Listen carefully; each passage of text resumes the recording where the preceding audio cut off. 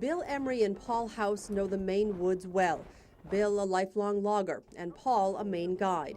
But this is a path they never wanted to take, to the spot where their sons are laid to rest. All they want to do is come back and come back home. Life.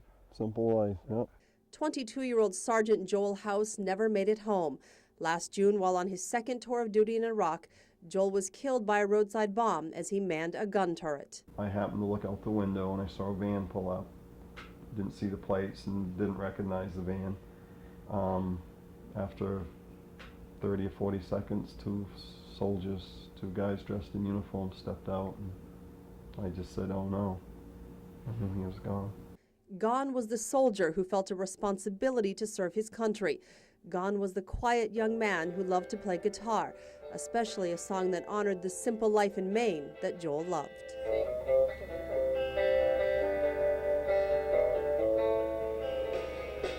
Mama told me when I was young, you sat beside me, my only son.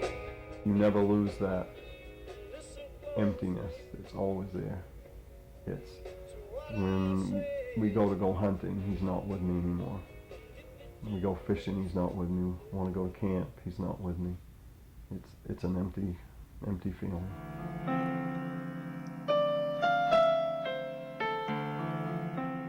It was a devastating blow to the House family and the tiny village of Lee.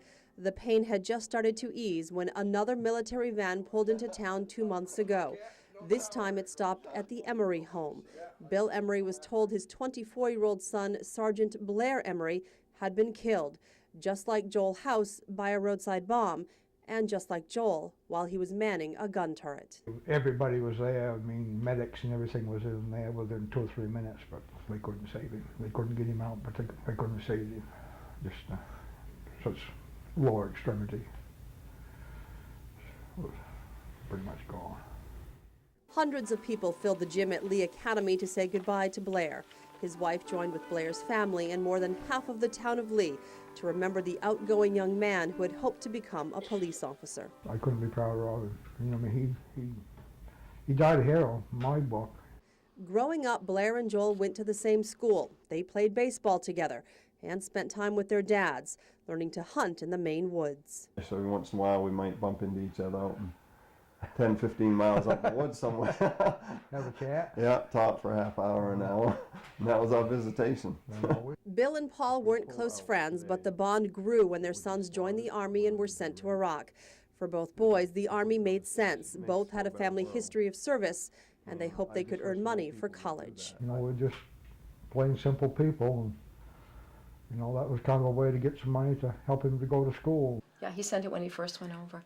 It was the path guidance counselor Kendra Ritchie expected Joel and Blair to take, and one she hoped would give them what they were looking for. She says losing Joel was tragic, and when Blair died, there was a sense of disbelief. If you're a mother, Joel's everybody's son. Blair's everybody's brother, everybody's friend next door, and that those pieces, even if you weren't close to them, it just shook the fabric of the community, it really did. But it also showed how a small town can rise up to help. The Emery family recently sent an open letter to the people of Lee, thanking them for all the food and prayers and support that has kept them going. You couldn't do it alone. There's no way you could do it alone. They are members of a club they never wanted to join, and now Bill Emery and Paul House count on each other like never before. It's really hard to describe the bond. It's just one of those things that it just is ingrained in you now. In the spring, Blair will be buried behind Joel. Their fathers don't separate them anymore. They are together. They're boys. It's John 15:13, greater love hath no man than this, that a man lay down his life for his friends. He certainly did that. They both did. In Lee, Maine, Marnie McLean, NECN.